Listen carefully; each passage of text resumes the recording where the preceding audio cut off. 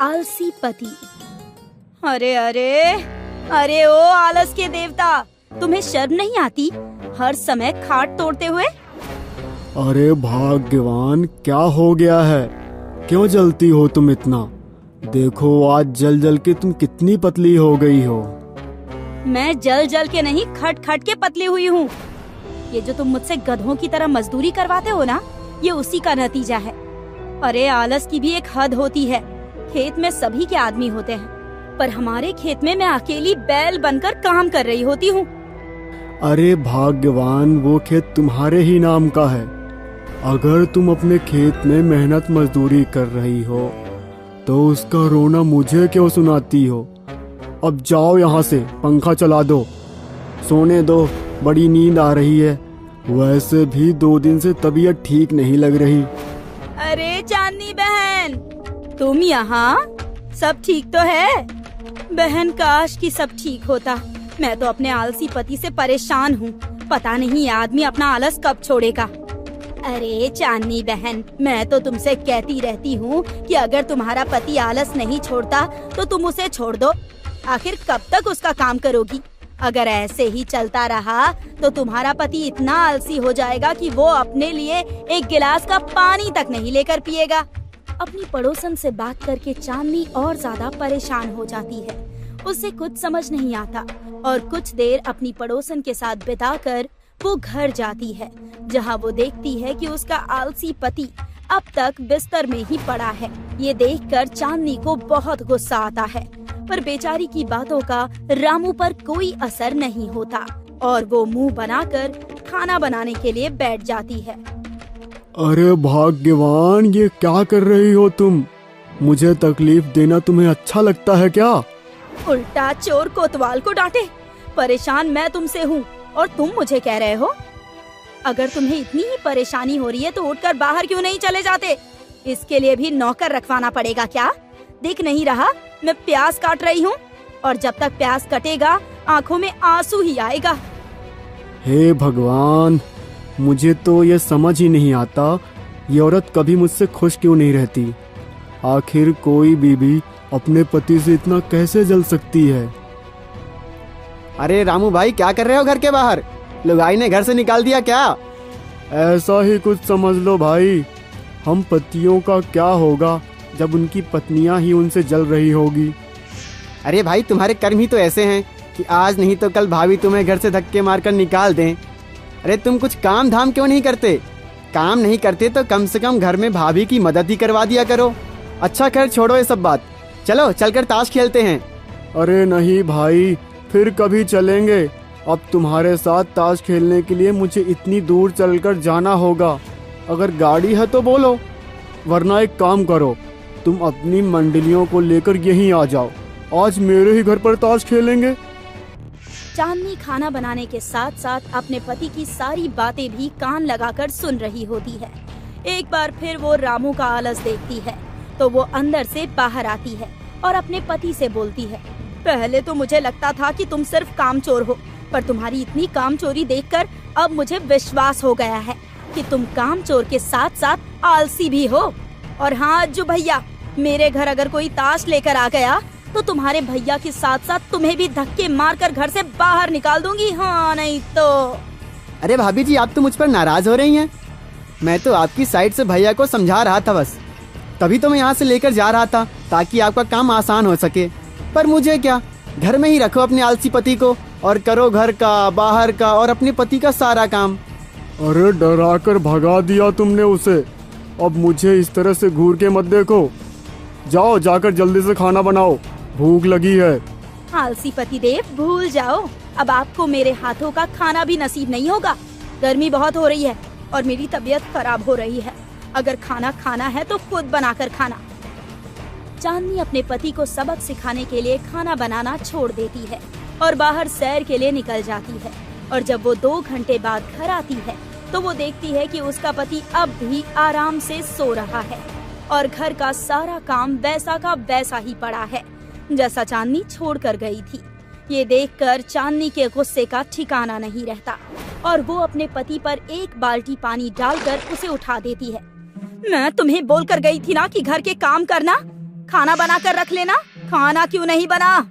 ये खाना क्या तुम्हारा मरा हुआ बाप बनाएगा? ये सब क्या है चांदनी? मैं कितना अच्छा सपना देख रहा था। मैं बस अमीर होने ही वाला था कि तुमने मेरे सपने पर मुझ पर पानी गिराकर सब खराब कर दिया। और रही खाना बनाने की बात, तो ये तुम्हारा काम है। मतलब मैं एक आदमी होकर घरेलू काम कैसे कर सकता हूँ? इतना बोलकर रामू घर से बाहर चला जाता है। पर चांदनी भी ठान लेती है कि अब वो घर का या बाहर का कोई काम नहीं करेगी। इसीलिए आज चांदनी अपने पति के लिए खाना न बनाकर सिर्फ अपने लिए खाना बनाकर सो जाती है और अगले दिन खेत पर चली जाती है। आज पूरा एक दिन बीत चुका था, पर अब तक रामू ने खाना नहीं खाया था और न ही घर का कोई काम किया था।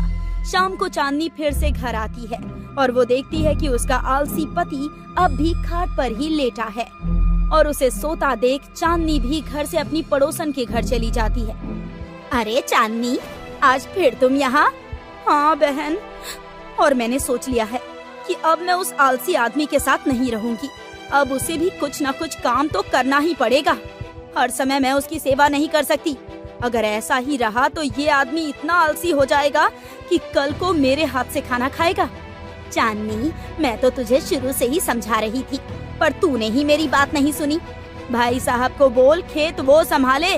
वो आलसी आदमी कुछ नहीं कर सकता, कल से भूखा है। पर मजाल है कि 2 रोटी अपने लिए बनाकर खाई हो उसने। अब मैं उस घर में नहीं जाऊंगी और ना ही मैं घर का कोई काम करूंगी। खेत भी ऐसे ही पड़ा रहेगा। जब उसका सब कुछ लुट जाएगा और वो आलसी आदमी रोड पर आ जाएगा, तब जाकर शायद उसे अक्ल आएगी। चांदनी, गुस्से में होश मत गवा। उसके साथ साथ तेरा भी तो नुकसान होगा। और चल ठीक है, तू घर नहीं जाएगी तो तू जाएगी कहाँ? कहीं ऐसा ना हो पति को ठीक करने के चक्कर में तू सारी चीजें बर्बाद कर ले। अगर अब कुछ बर्बाद होगा ना बहन, तो उसकी जिम्मेदार मैं नहीं, मेरा आलसी पति होगा। अब पानी सर से ऊपर जा चुका है। चांदनी कुछ देर अपनी पड़ोसन के घर बैठकर अपने घर जाती है, जहां वो देखती है कि उसका आलसी पति अब भी आराम से बैठा हुआ है और फोन चला रहा है। ये देखकर चांदनी का गुस्सा और भी ज्यादा बढ़ जाता है और वो घर के बर्तनों को फेंकने लगती है और अपने पति से कहती है, मैं अपने मायके जा रही हूँ। सारी जिंदगी तुम इसी खाट पर पड़े रहना। मेरी तो जिंदगी बर्बाद हो गई तुमसे शादी करके। अरे चांदनी, तुम्हें बोलते हुए शोभा नहीं देता, क्योंकि जिंदगी तुम्हारी नहीं, जिंदगी मेरी खराब हुई है तुमसे शादी करके। ऐसी बीवी मुझे मिली है जो सही से टाइम पर 2 रोटी नहीं देती। 2 दिन से भूखा हूँ, पर मैंने तुमसे कुछ कहा नहीं और ऊपर से तुम मुझ पर ही नाराज हो रही हो। तुम 2 दिन से भूखे मेरी वजह से नहीं, अपने कर्मों की वजह से हो, अपने आलस की वजह से हो। और अब शायद तुम्हें रोटी नसीब भी ना हो, क्योंकि मैं तो जा रही हूँ और तुम कुछ काम खुद से करने से रहे। चांदनी अपना कपड़ा बैग में भरकर रामू के सामने ही अपना सामान लेकर निकल जाती है। चांदनी के जाने के बाद रामू का पेट शोर मचाने लगता है और वो कुछ पैसे लेकर बाहर दुकान पर चला जाता है। इतने दिनों में पहली बार अपनी दुकान पर देख ढाबा वाला भी हैरान हो जाता है और उससे कहता है, हमारी धोती फाड़ कर रुमाल कर दे और रामू भैया को बिस्तर से उठाकर जादूगर कमाल कर दे। अरे रामू भैया, जब से जोरू आई है तब से तुम पहली बार घर से निकले हो और हमारे ढाबे पर आए हो। अरे धन्य भाग हमारे जो रामू भैया इधर पधारे। और कैसे आना हुआ यहाँ? क्यों भैया, जोरू भाग गई या उन्होंने तुम्हें घर से भगा दिया? अरे भाई, कसम खा लिए हो क्या? बुलवा कर ही छोड़ोगे? एक तो हमारा बोलने का जी नहीं करता और तुम सब हो कि पीछे पड़ गए हो। ये पकड़ो पैसा और खाना लगाओ। 2 दिन से भूखे हैं। जोरू भाग गई है, सोचती है वो नहीं रहेगी तो मैं भूखा मर जाऊंगा। वैसे बुरा ना मानो भैया, तो जोरू आपकी बिल्कुल सही सोचती है। बिना जोरू के आप कुछ नहीं कर सकते। अरे रामू भैया आ गए। अरे छोटू, कपड़ा मार टेबल पर। परमानेंट कस्टमर बन गए भैया हमारे, अब रोज यहीं आकर खाएंगे। क्यों भैया? इस तरह ढाबे वाला रामू के आते ही उसके लिए खाना लगा देता है, पर बहुत जल्द रामू के सारे पैसे खत्म हो जाते हैं और पैसे खत्म होते ही ढाबा वाला भी रामू को खाना देना बंद कर देता है और अब तक खेत भी सूखा पड़ चुका था। पैसे न होने की वजह से अब रामू ढाबे पर खाना खाने के लिए न जाकर चांदनी को फोन करता है। अरे कसम खा ली हो क्या भाग्यवान, अब सारी जिंदगी मायके में ही पड़ी रहोगी। पति की कोई चिंता नहीं है। पति कैसे यहाँ दिन काट रहा है? जब मेरे पति को मेरी चिंता नहीं तो मैं उसकी चिंता क्यों करूं? तुम फोन काटो, मैं नहीं आने वाली वहाँ। चांदनी इतना बोलकर फोन रख देती है और रामू का मुंह उतर जाता है। रामू अब खाना बनाने के लिए खुद बैठता है और जैसे तैसे अपने लिए खाना बनाता है, जो कि बड़ा बेस्वाद बनता है। बिना चांदनी के अब एक एक दिन काट पाना रामू के लिए मुश्किल भरा हो रहा था। पैसे और राशन सब खत्म हो चुका था। रामू की अब हालत ऐसी हो चुकी थी कि वो अपना आलस त्यागने पर मजबूर हो चुका था और उसे एहसास हो चुका था कि इतना आलस करके उसे कुछ नहीं मिलेगा। इसीलिए आज वो अपना आलस त्याग कर खेत जाता है, जहाँ वो देखता है कि उसका खेत सूखा पड़ चुका है। चांदनी क्या गई? मेरा खेत सूखा पड़ गया, घर का राशन खत्म हो गया, मैं भूखा सोने लगा। अब मेरा खेत पहले की तरह हरा भरा कैसे होगा? बिना चांदनी की मैं यहाँ सब कुछ कैसे करूँगा? भैया, अभी वक्त है तुम्हारे पास, चांदनी बहन भी आ जाएगी। अगर तुमने अभी कुछ काम नहीं किया तो तुम्हारा शरीर भी तुम्हारा साथ देना छोड़ देगा। आह, मेरा पति, देखो आज खेत में तुमने बहुत मेहनत की होगी ना। खेत पूरा सूख जो गया था, पर कोई बात नहीं, मुझे तुम पर यकीन है। तुम पहले की तरह उस खेत में हरियाली ले आओगे। चलो अब गर्मा गर्म खाना खा लो। बहुत मेहनत करके आए हो ना तुम। तुम्हारे हाथ के छाले बता रहे हैं कि तुमने आलस छोड़ दिया है। तुम्हें अपनी गलती का एहसास हो गया। देर से ही सही, पर तुम्हें अक्ल तो आई। चांदनी अपने पति की मेहनत देखकर जहाँ खुश होती है, वहीं रामू बस अपनी बीवी को निहारता रहता है और उसकी आंखें भर आती है, क्योंकि कहीं न कहीं रामू को भी एहसास हो गया था कि चांदनी के आने के बाद वो कितना आलसी हो गया था और चांदनी को उसने कितने दुख दिए हैं। पर कहते हैं ना, शाम का भूला सुबह घर लौट आए तो उसे भूला नहीं कहते। अब रामू को अपनी गलती का एहसास हो गया था और उसने अपना आलस त्याग दिया था।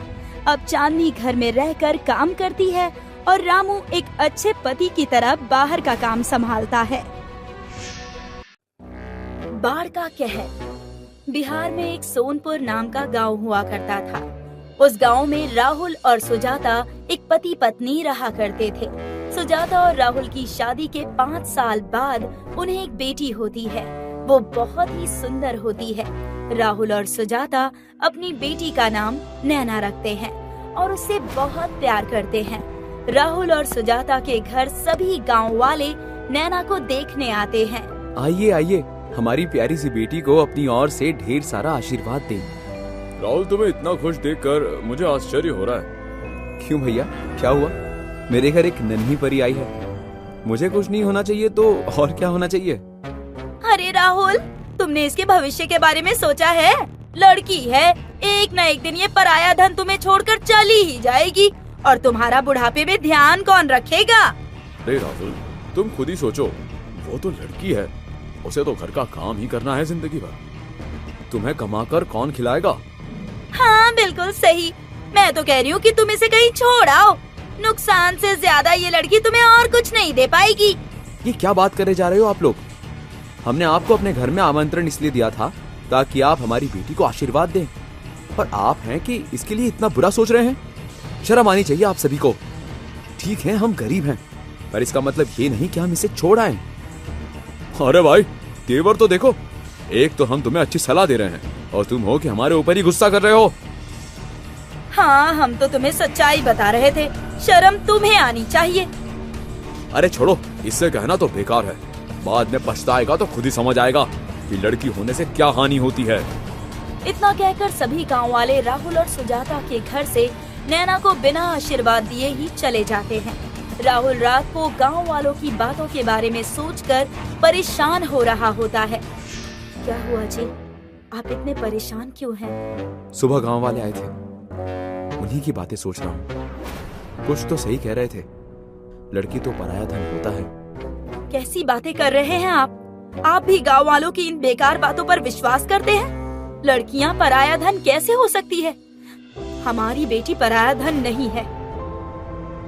सही कहती हो सुजाता, मैं ही गलत सोच रहा हूँ। लेकिन ये गांव वाले जब से नैना आई है तब से नफरत करने लगे हैं। मुझे तो समझ नहीं आता कि हमारा देश इतना आगे बढ़ चुका है, बेटियां चांद तक जा रही हैं और अपने माँ बाप का नाम रोशन कर रही हैं, लेकिन ये गांव वाले पिछड़े हुए ही रह गए, कुछ समझते ही नहीं। उनको समझाने से कुछ नहीं होगा, वो नहीं समझेंगे। जब बदलाव होगा तो खुद चीजें बदल जाएंगी और ये बदलाव हम लाएंगे। नैना जब बड़ी होगी तो हम उसे पढ़ाने के लिए स्कूल भेजेंगे, उसका भविष्य उज्जवल बनाएंगे और फिर वो अपने पैरों पर खड़ी होगी। हाँ सुजाता, तुम सही कहती हो। अगर लड़कियां होने का सिर्फ नुकसान ही होता तो भगवान लड़कियों को बनाता ही क्यों। मैं इन गांव वालों को गलत साबित करूंगा और अपनी बेटी को पढ़ाऊंगा। कुछ सालों बाद जब नैना बड़ी हो जाती है तो राहुल और सुजाता उसका स्कूल में दाखिला करा देते हैं। जैसे ही ये बात गांव वालों को पता चलती है तो वो राहुल के बारे में बातें बनाने लगते हैं। अरे ये राहुल का तो दिमाग खराब हो चुका है, लड़की को पढ़ाने के लिए घर से बाहर स्कूल भेज रहा है। हाँ सही कह रहे हो, ये राहुल अपनी बेटी को पढ़ाएगा तो बिगड़ जाएगी और उसकी देखा देखी हमारे घर की बेटियां भी बिगड़ जाएंगी। हमें कुछ ना कुछ तो करना होगा, हमें राहुल से जाके बात करनी होगी। हाँ सही कह रहे हैं आप। राहुल, ये हम क्या सुन रहे हैं? क्या हुआ भैया, क्या सुन रहे हैं आप? हमने सुना है कि तुम अपनी बेटी को पढ़ने के लिए स्कूल भेज रहे हो।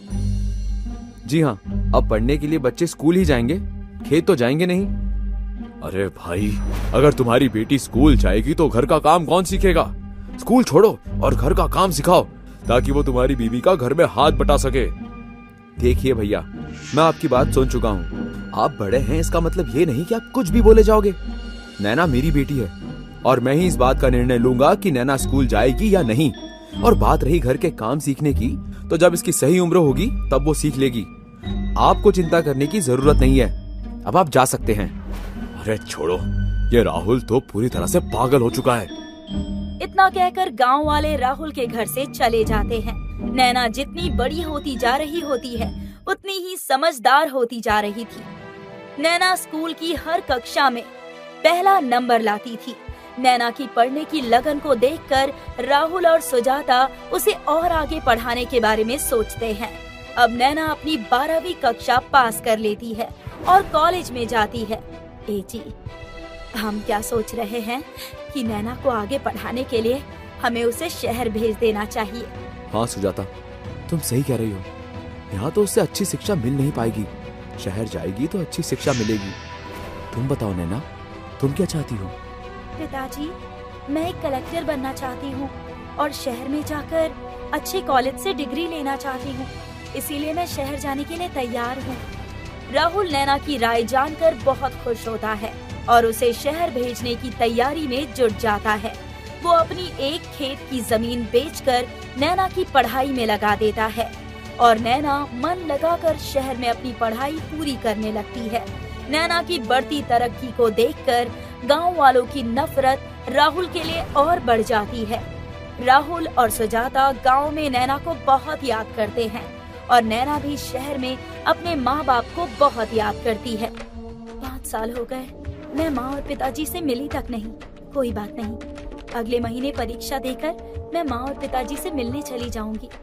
अगले महीने नैना अपनी परीक्षा देकर अपने गांव सोनपुर चली जाती है। नैना जब गांव की तरफ आ रही होती है तो वो देखती है कि इतने साल बीतने के बाद भी उसके गांव में कोई बदलाव नहीं आया। इतने साल बीत गए लेकिन मेरे गांव में अभी तक कोई बदलाव नहीं आया है। अब तक तो यहाँ पक्की सड़क बन जानी चाहिए थी, लोगों का जीवन स्तर बढ़ जाना चाहिए था।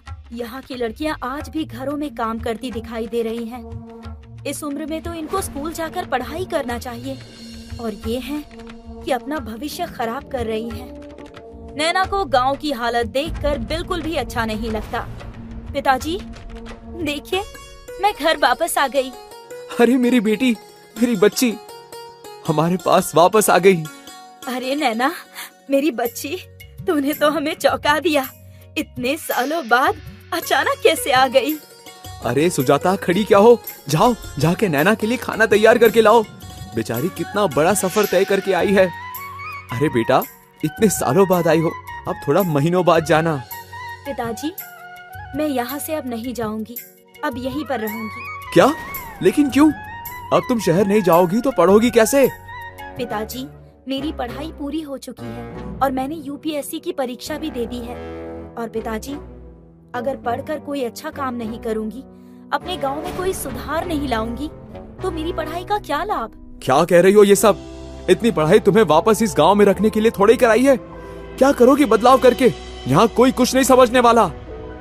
पिताजी, अगर किसी ने शुरुआत की होगी तभी तो कोई बदलाव आएगा ना, और वो शुरुआत मैं करूंगी।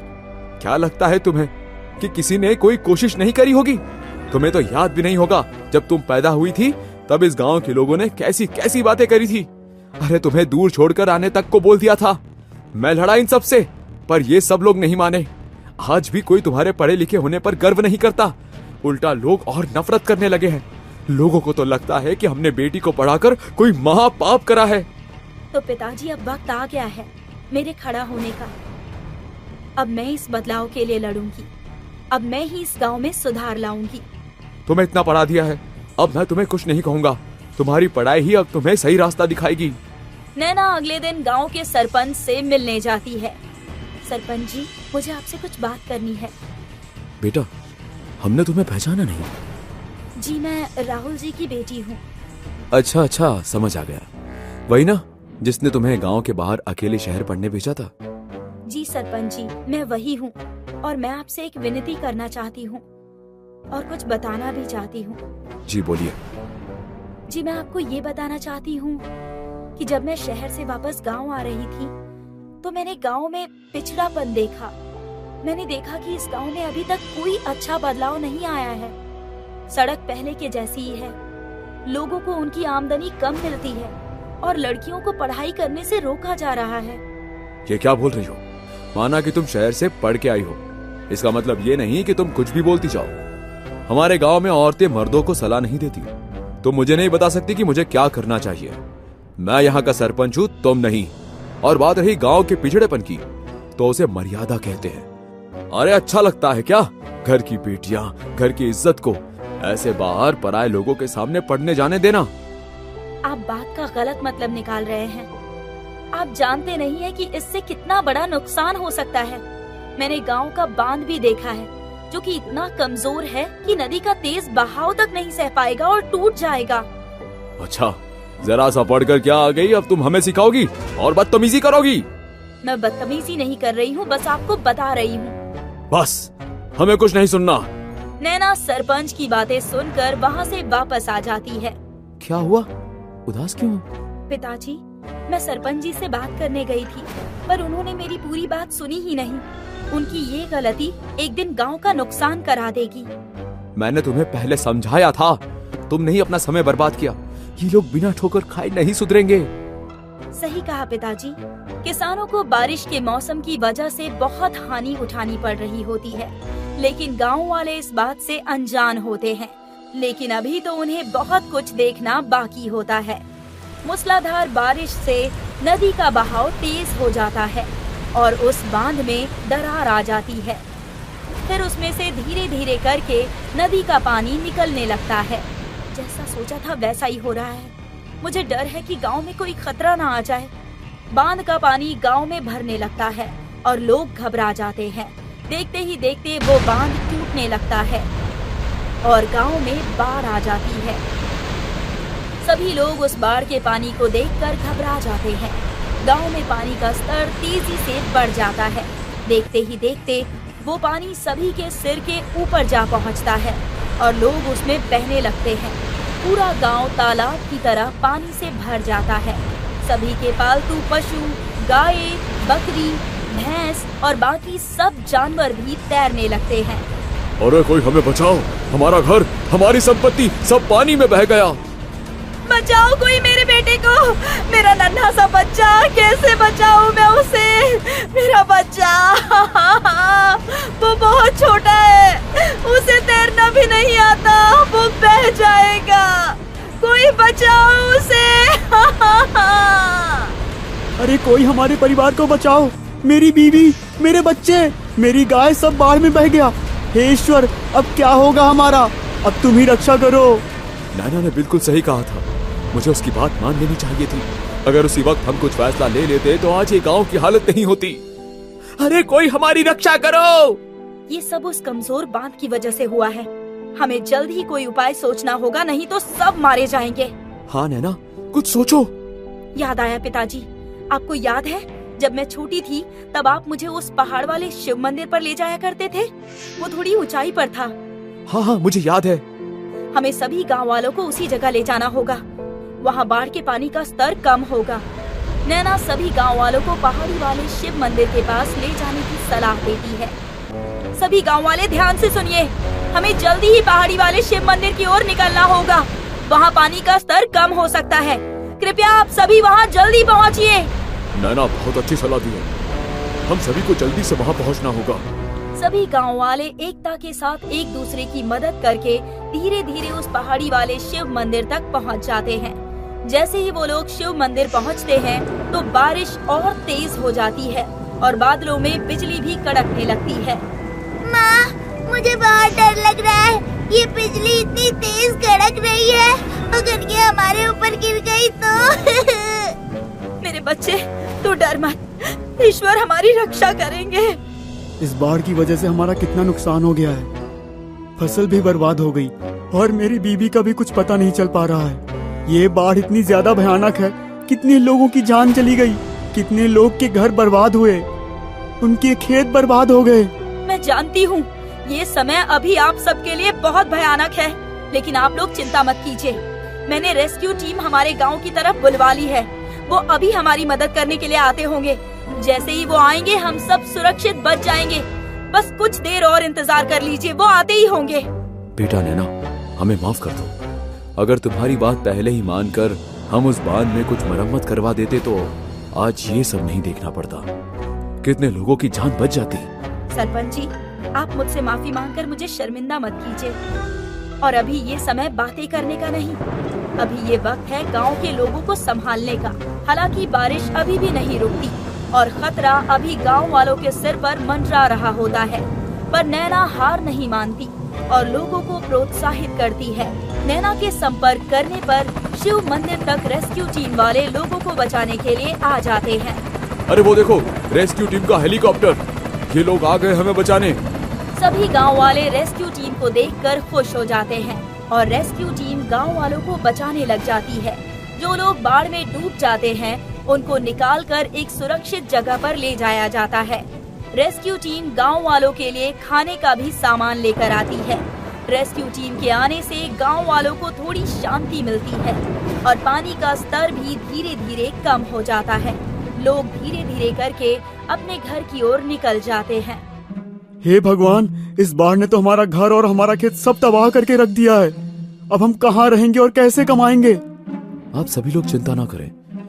जैसे हमने एकजुट होकर इस बाढ़ का सामना किया है, वैसे ही हम इस मुश्किल से भी निपट लेंगे। हाँ, सरपंच जी बिल्कुल सही कह रहे हैं। हम सब मिलकर कुछ शुरुआत करेंगे और देखिएगा हमारा गांव पहले से भी ज्यादा अच्छा हो जाएगा। नैना बेटा, मैं गांव वालों के साथ मिलकर तुमसे माफी मांगना चाहता हूँ। मेरी सोच गलत थी और औरतों का स्थान सिर्फ घर के रसोई घर में नहीं होता है। आप जैसी समझदार बेटी तो पूरे देश को संभाल सकती है, तो ये गांव क्या चीज है? मुझे आज बहुत शर्मिंदगी महसूस हो रही है। तुम जब मेरे घर मुझसे मेरे गांव के विकास के लिए बात करने आई थी, तब मेरी आंख पर झूठी परंपरा की पट्टी बंधी थी, जो अब तुम्हारी काबिलियत देखकर उतर चुकी है। हाँ नैना, तुम्हें हमने बचपन से इतना टोका है, तुम्हारी लड़की होने पर तुम्हारी काबिलियत को कम समझा। काश हम तुम्हें घर की लक्ष्मी समझ पाते, तुम्हें तुम्हारे पिताजी की तरह आगे बढ़ने के लिए हिम्मत दे पाते। सच में अगर बेटी हो तो तुम्हारे जैसी हो। तो आज मैं अपने गांव के भले के लिए फैसला करता हूँ कि अब से हर घर की लड़की पढ़ेगी और सभी लड़कियों का पढ़ना जरूरी होगा। जिस भी परिवार ने अपनी बेटी को पढ़ने से रोका तो उसे एक जुर्म माना जाएगा। अब हर लड़की नैना जैसी बनेगी और इस गांव का भला करेगी। सरपंच जी और आप सभी गांव वालों को मेरा बहुत बहुत धन्यवाद, जो आपने मुझे इस काबिल समझा। कुछ ही दिनों बाद नैना की परीक्षा यूपीएससी का रिजल्ट निकल कर आ जाता है। पिताजी, मुझे बहुत डर लग रहा है, अगर मैं फेल हो गई तो? मुझे मेरी बेटी पर पूरा भरोसा है, तुम जरूर पास हो जाओगी। नैना का रिजल्ट आ जाता है। पिताजी, मैं पास हो गई, मैं आईपीएस बन गई। मुझे पता था मेरी बेटी जरूर कामयाब होगी। आज तो मैं गांव में सबको लड्डू खिला कर आऊंगा। मेरी बेटी ने आज मुझे बहुत गर्व महसूस करवाया है। सभी गांव वाले नैना की कामयाबी को देखकर बहुत खुश हो जाते हैं और नैना गांव की सभी लड़कियों के लिए एक प्रेरणा बनती है।